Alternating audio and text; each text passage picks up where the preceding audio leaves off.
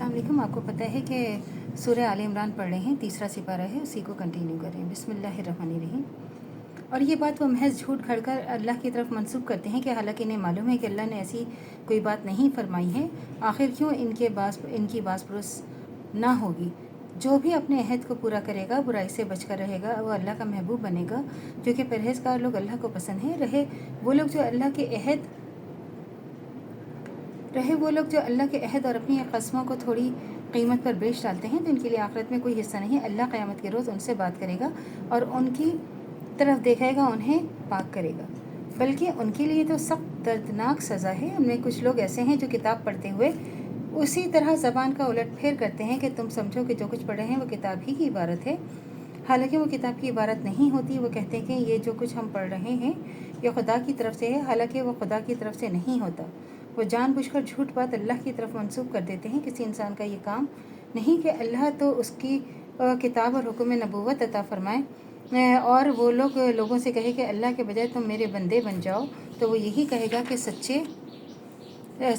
सच्चे रब्बानी बनो, जैसा कि इस किताब की तालीम का तकाजा है। ये है कि ये जो है यहूदी अवाम ही महज जो है यहूदी अवाम का जाहिलाना ख्याल ना था, बल्कि उनके यहाँ मजहबी तालीम भी यही कुछ थी कि उनके बड़े बड़े मजहबी पेशवाओं के फ़क़ी अहकाम ऐसे थे कि बाइबल कर्ज़ और सूद के अहकाम में इसराइली और गैर इसराइली के दरमियान साफ तफरीक करती है। तलमूद में कहा गया कि अगर इसराइल का बैल किसी गैर इसराइल के बैल को ज़ख्मी कर दे तो इस पर कोई तावान नहीं, मगर गैर इसराइली का बैल अगर इसराइली के बैल को ज़ख्मी करे तो उस पर तावान है। अगर किसी शख्स को किसी जगह कोई गिरी पड़ी चीज़ मिले तो उसे देखना चाहिए कि गिरदोपेश आबादी किन लोगों की है। अगर इसराइलियों की हो तो इसे ऐलान करना चाहिए, और गैर इसराइलियों की तो इसे बिला ऐलान वो चीज़ रख लेनी चाहिए। रब्बी